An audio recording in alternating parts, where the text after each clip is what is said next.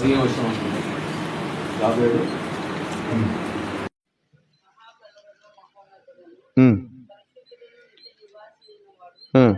ఇలాగూ సెలవిచ్చుచున్నాడు,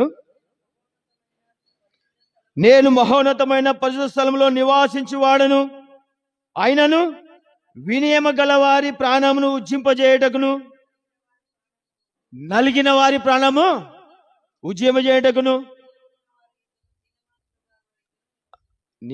ఎవరి దగ్గర అంటే ఎప్పుడైతే దీనస్థితిలో ఉంటే వాళ్ళ దగ్గర ప్రభు నివాసిస్తుంది. అందుకని నేనైతే నా ఇష్టం చెప్తుంటాను ప్రియమైన సహోదరులారా. మరి నేను ఒక అన్ని కుటుంబంలో వచ్చాను. ప్రభు నన్ను 15 సంవత్సరాల దేవుడు నన్ను ఏర్పరచుకున్నాడు. మరి నా స్థితి ఎలా ఉంటే చాలా ఘోరంగా భయంకరంగా స్థితి ఉండే.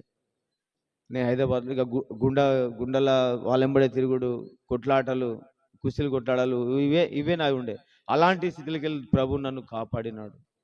నన్ను కాపాడి నేను మరణం నా ఎంబడి ఉన్నోళ్ళు లేరు ఇప్పుడు. అది నా స్థితి అలాంటివి ఉండే. కానీ ప్రభు నన్ను ప్రేమించినాడు. ప్రేమిస్తాడు. ఈ దినము నన్ను ఇక్కడ మీ మధ్యలో ఉంచాడంటే ఆయన ఒక మహా ప్రేమను బట్టే. మరి అలాంటి దేవుడు ప్రేమను మనం ఎలా వదిలిపరుస్తున్నాము? అంటే నేను నలిగిపోయినాను, ప్రేమకు దూరం అయిపోయినా, తల్లి ప్రేమకు దూరం అయిపోయినా, లోకంలో అందరు నన్ను విడిచేశారు. ఒక్కనాడు నేను 16 సంవత్సరాలు నేను వయసులో ఉన్నప్పుడు దేవుని సువార్త విన్నాను. మళ్ళా 24 సంవత్సరాలప్పుడు విన్నాను. అప్పుడు కూడా నేను పెడే చెవులు పెట్టాను. 38 సంవత్సరాలకు అప్పుడు నాకు గ్రహింపు వచ్చింది. ఎందుకంటే నేను మరణ స్థితిలో ఉన్నాను. అప్పటికి ఎన్నో చేసినా, అంత చేసినా, అంత వ్యయం పరుచుకున్నా, కానీ ఎక్కడ నాకు స్వస్థత పరచలేదు. డాక్టర్ల కాడికి పోయినా, మంత్రుల కాడికి పోయినా, బతకడు చచ్చిపోతాడని గ్యారంటీ చేశాడు. వేస్ట్ ఇలాంటి వేస్ట్ బతికి ఉట్టిగా నేను ఉన్నానంటే నేనే, కానీ నాలో ప్రాణం లేదు. అలాంటి స్థితిలో ఉన్న నన్ను ప్రభు ప్రేమించినాడు. ఒక్కటే మాట నేనేమన్నా అంటే, దేవా నేను ఎన్నో చేశాను, నిజంగా నీవు దేవుడవు అయితే నన్ను స్థితిలోంచి విడిపించావా? నేను ఎంతోగా చేసిన నా దేవుల్లో నిన్ను కూడా ఒక ఫోటో పెట్టుకొని పూజ చేసుకుంటా అయ్యా అని 2 మాటలు అడిగినాను. నా జీవితం మార్చేశాడు. ఈ దినం నా భార్య, నా కుటుంబం అంతా ఆ శాంతి సమాధానం పెట్టచ్చు. అంటే విరిగిపోవాలండి. అయితే అలాంటి స్థితిలో మనల్ని ఏర్పరచుకున్నాడు. ఎందుకు తెలుసా? నీ ముందు ఒకడు బాధపడుతుంటే ఎలాగ ఉంటున్నాను కదా. అందుకని అంటుండు ఇక్కడ, నేను వినయం గల వారి దీనగలుసు వారి ఎదుట నివాసించుచున్నాను అంటుండు. నిత్యమైన దేవుడు మరి ఈ దినం మనల్ని ఎలాగా ప్రేమించున్నాడు, మనం ఆ విధంగా ప్రేమించాలనే ప్రేమటి సోదరుడు ఈ దినము ప్రభు అంటున్నాడు. అందుకని ఆత్మశుద్ధితో మనం ఆరాధిస్తున్నాం. కానీ ఆయన ఉద్దేశము మనం ఎలాగ ఆరాధిస్తున్నామంట, మనం పేదలతో ఆరాధిస్తున్నామంట. హృదయం అంతా ఎలాగుందంట, మనకు ఆయనకు చాలా దూరం ఉందంట ప్రేమటి సోదరుడు. మరి అలాంటి ఉండకుండానే ప్రభు ఈ దినం అంటున్నాడు. మీకు ఒక మాట చూసుకుందాం. మీకా 6వ అధ్యాయం.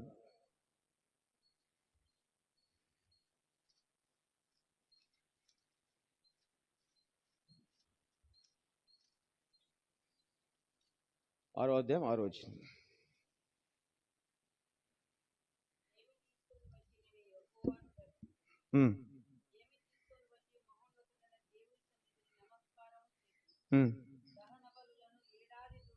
దహన బలులను 7 దూడలను అర్పించుదునా?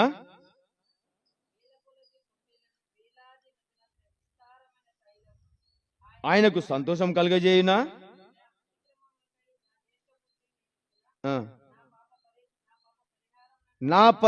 నా పాప పరిహారంకై నా గర్భఫలము ఇత్తున. ప్రేమటి సోదరా సోదరి, దినము ఎందుకు ఈ విధంగా అడుగుతుంటే తెలుసా? ఆయన ప్రభు మనకు ఒక మార్గం చూపిస్తూ వచ్చాడు. కింద చదవండి, కింద వచ్చినాం 8వ వచనం. ఓ మనుషుడా, ఏది యుద్ధమో అది నీకు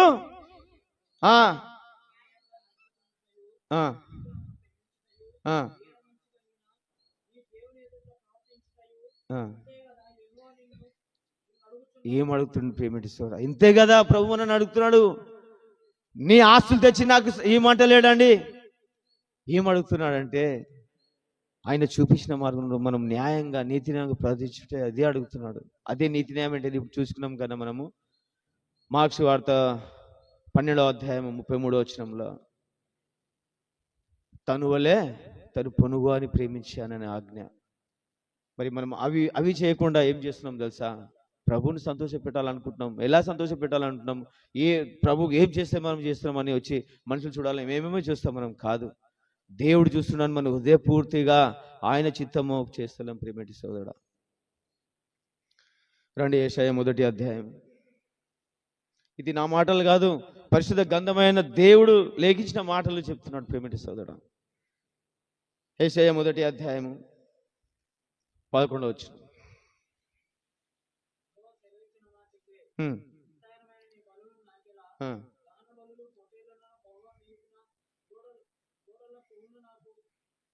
వెకేసం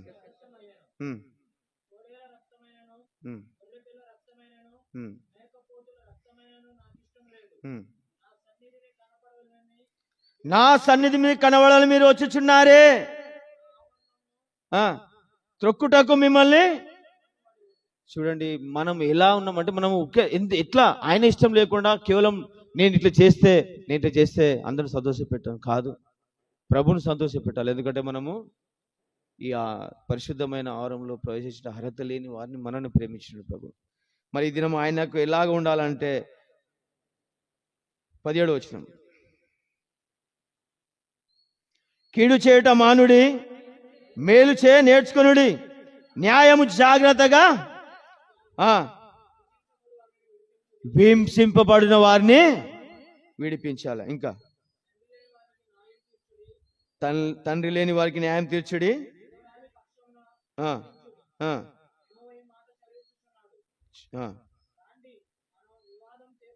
తీర్చుకుందాము, మీ పాపములు రక్తం వల్ల ఎర్రవేనను, అవి హిమము వలె తెల్లగాగును. ఎలా అంటే మనం ఎట్లా ఉన్నామంటే మనం ముందు నశించిన వాళ్ళని మనం ప్రభు ఒక మాట చెప్తాము అని అసలు నడిపిస్తున్నాము ప్రియమైన సోదరా. ఇక్కడ వాక్యము చెప్పేది ఏంటంటే ఆయనని చూపించమంటున్నాడు.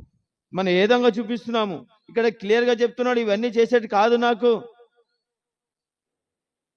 నా సన్నిధి మీరు కనబడుతున్నాడంటే ఎవరిని ఎట్లా ఉండాలంటే కీడు చేయటం మానేయాలి, న్యాయం జాగ్రత్తగా విచారించాలి, హింసించబడే వారిని విడిపించాలి. మనం విడిపించామా?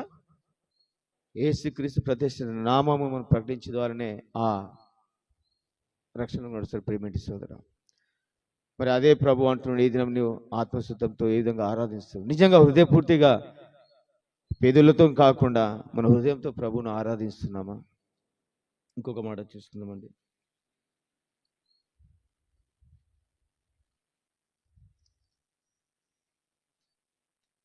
యెషయా 1వ అధ్యాయమే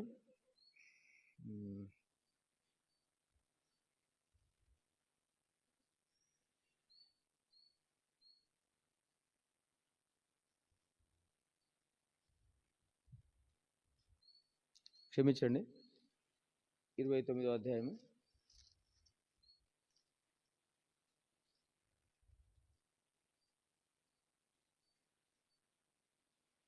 13వ వచనం చదవండి. ఈ ప్రజలు నోటి మాటలతో నా యొద్దకు వచ్చి ఉన్నారు,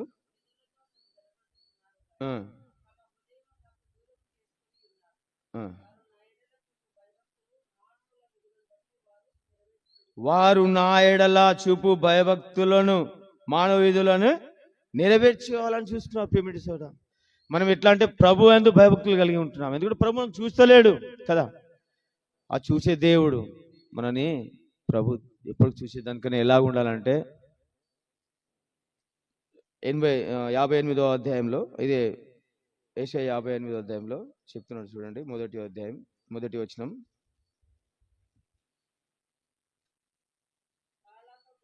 తాళక బోరవుతున్నట్టు ఎలుగెత్తి బిగ్గరగా కేకలు వేయము,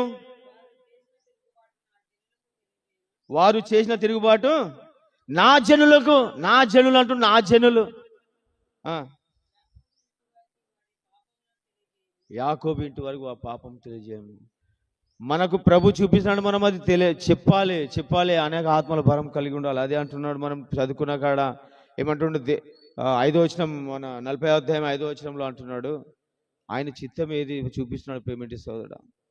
మనం ఎంత చేసినా కూడా అది కాకపోతే కేవలం ఆయన చిత్తం నెరవేరుస్తూ ఆయన ఆజ్ఞలు పాటించినప్పుడే ప్రియమైన సోదరుడా. 23వ అధ్యాయం 2 వచనాలు మాటలు తీసుకుని మనము ఆరాధన ప్రవేశం. 23వ అధ్యాయము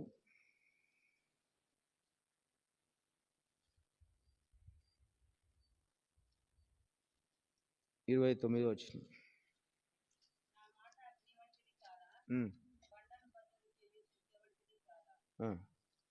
చూడండి, ప్రభు ఏమంటున్న మాట అగ్ని వంటిది కాదా. మనం ఇది ఎందుకంటే మనం ఆలోచన మనం ఎట్లా ఉంటుందంటే కేవలం మనుషులను బట్టి ఆలోచిస్తుంటాం మనం, కానీ ప్రభు చెప్పినది మనం గ్రహించలేక. ప్రభు మాట సుత్తి వంటిది. ఆ మాట నువ్వు చెప్పిన అగ్ని వంటిది. ఆ మాట నువ్వు ఇతరులకు చెప్పినప్పుడు అది ఎలా ఉంటుంది అంటే పగిలిపోయి, ఆ హృదయం పగిలిపోయి అతడు ప్రభుకు ఇష్టడుగా అవుతాడు. అదే అందుకని అంటుండే 23వ అధ్యాయంలో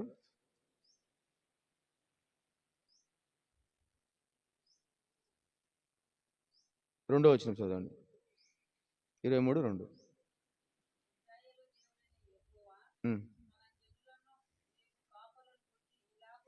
ఎవరి గురించి అంటున్నాడంటే ఇశ్రాయేలు దేవుడు అనే యెహోవా తన జనులను మేపు కాపల గురించి ఇలాగూ సెలవిస్తున్నాడు.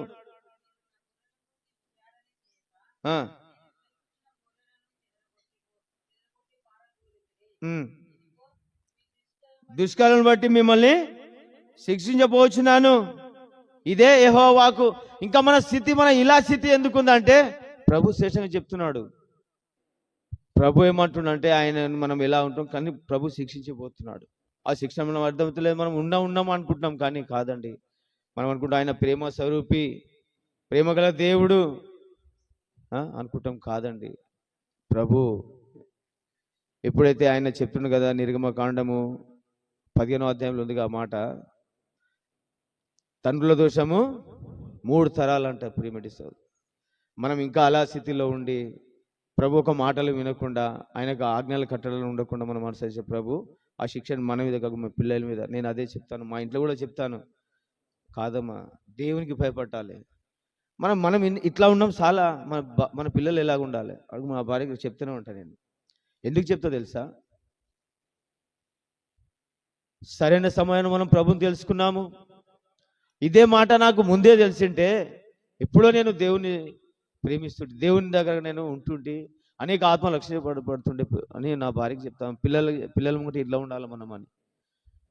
ఎందుకంటే మా స్థితి ఎలాంటి స్థితి అంటే చూసుకుంటే నిజంగా చాలా హీనమైన స్థితి. అసలు ఎవరు ప్రేమించకుండా ఎప్పుడు అలాంటి స్థితిలో ఉంటే నన్ను ప్రభు ప్రేమించినాడండి. చిన్న 2 మాటలు నేను సాక్ష్యం రూపంగా చెప్పుకుంటాను మీ దగ్గర. నేను రక్షించబడక ముందు తాగుడుకు ఎంత బానిస అంటే ఇట్లా 24 గంటలు తాగేటోనండి. పనులు చేస్తుంటే కాంట్రాక్టర్, నేను మేస్త్రి పని చేస్తాను. నా పేరు రంగయ్య గౌడ్. ఈడుగొల్లం మేము. ఆ 7 గంటలకి దేవుడు మనల్ని ఏర్పరచుకొని, అయితే తాగుడు ఎట్లా బానిస అయిపోతుంటే దానికి అలవాటుగా అన్నం తినకుండా తాగుడు ఒకటి ఇట్లా తాగుతుంటే, నా ద్వారా నా భార్య, నా అమ్మాయి అయితే చాలా నా గురించి సఫర్ అయింది. మారాలని ఎక్కడెక్కడో పోయింది, ఏమేమి చేసింది, కానీ మార్పు రాలే. అలాగనే మా తల్లి ఏమడి నా భార్య కూడా ఆ సైన్స్ వచ్చినాను, కానీ ఏనాడు నన్ను దూషించలేదు. మరి నా జీవితం ఎట్లా అయిపోయిందంటే ఒక సమయం ఇక్కడికి వెళ్ళి ఇక్కడంతా కాలిపోయింది. కాలిపోయిగా అయిపోయాగా ఇక్కడికి వెళ్ళి ఇక్కడ 65 degrees కాలింది. డాక్టర్లు బతకడం. బొంబాయిలో పని చేస్తున్నాం అప్పుడు. కోపర్ హాస్పిటల్ ఉంటుంది, అలా గ్యారెంటీ ఇచ్చేసారు. అక్కడ 1 నుంచి 2-3 రోజులు ఉంటే వాళ్ళు ఇక సూదిలు ఇచ్చి చంపేశారన్నమాట. అంటే ఇంత ఖాళీ, మా పక్కకు వచ్చిన చిన్న చిన్న కాలనీలో చనిపోయాను. అలాంటి స్థితిలో నాకు దేవుని దర్శనాలు వస్తున్నాయి. అప్పటికి చర్చ్ కనిపించాలి, సిల్వ కనిపించాలి, ఎక్కడ చూసినా చర్చ్ ఆకారం కనిపించాలి. ఏంది నాకు, నేను ఇంటి చేసినా కానీ ఇదేంది, కానీ అప్పుడు కూడా నేను గ్రహించలేను.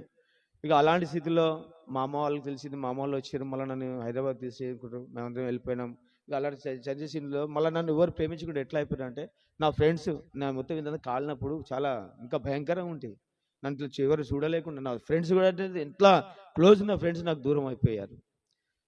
అలా స్థితిలో నా భార్య నన్ను అంత ప్రేమించలేదు. నా పిల్లలు, నా పెద్ద కొడుకుండే 5 సంవత్సరాలు, వాడు కూడా నా దగ్గర రావాలంటే భయపడుతుండే. అలాంటి స్థితిలో ఉన్న నేను, కానీ ప్రభు ఒక్కసారి నన్ను ఆయన దర్శించిన జ్ఞాపకం చేసినాడు.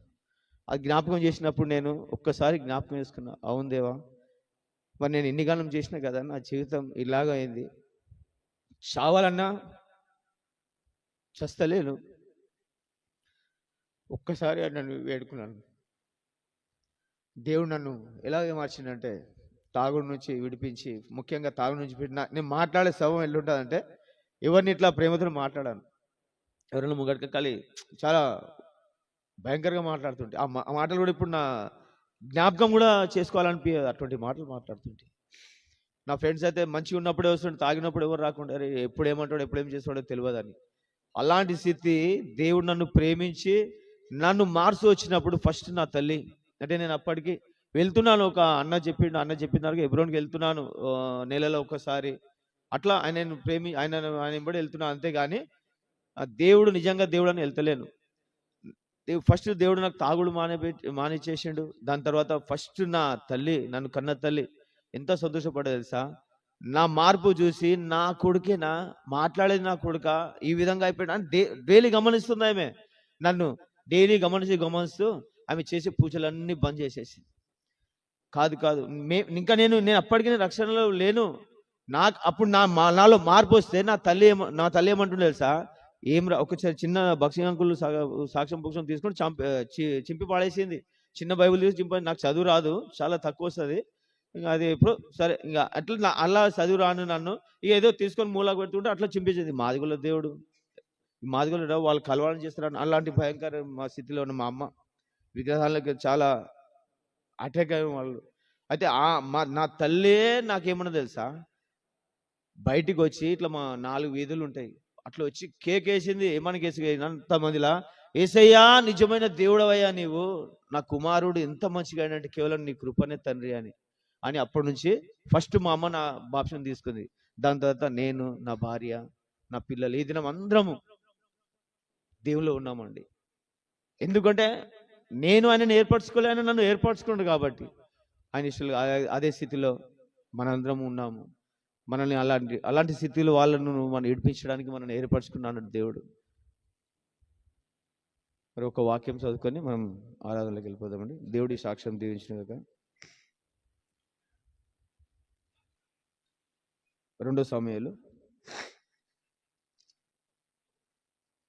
22వ అధ్యాయం. ఈ మాటలు అందరం చదువుకుందాము, అందరం కలిసి చదువుకుందామండి. 7 వచనాలు అలాగే మనం ఆరాధనలో ప్రవేశిస్తాం. 2 సమూయేలు 22వ అధ్యాయము మొదటి 7 వచనాలు కలిసి చదువుకుందాం. యెహోవా తను సౌలు చేతుల నుండి, తన శత్రువుల చేతుల నుండి తప్పించిన దినము దావీదు ఈ గీతం వాక్యములు చెప్పి యెహోవాకు స్తోత్రం చేసి ఇట్లా నేను, యెహోవా నా శైలమా, నా కోట, నా రక్షకుడు, నా దుర్గము, నేను ఆయనను ఆశ్రయించేది. నా కేడము, నా రక్షణము, నా ఉన్నత దుర్గము, నా ఆశ్రయదుర్గము, ఆయన నా రక్షకుడు. బలత్కారుల నుండి నన్ను రక్షించేవాడవు నీవే. కీర్తనుడైన యెహోవాకు నేను మొరపెట్టి తిని, నా శత్రు చేతుల నుండి ఆయన నన్ను రక్షించెను. మృతుల యొక్కయో అలల నన్ను చుట్టుగనున, వరదల వల్ల నేను భక్తిహీనులు నా మీదికి వచ్చి నన్ను బెదిరించినను. పాతాళము నన్ను అరికట్టినను, మరణపు ఊరులు నన్ను ఆవరించినను. నా శ్రమలో నేను యెహోవాకు మొరపెట్టి తిని, నా దేవునికి ప్రార్థన చేసి తిని, ఆయన తన ఆలయంలోనూ ఆలకించిన ప్రార్థన అంగీకరించి నా మొర ఆయన చెవిలో తెచ్చాను. దేవుడి వాక్యాన్ని దీవించి ఆశీర్వదించుగాక.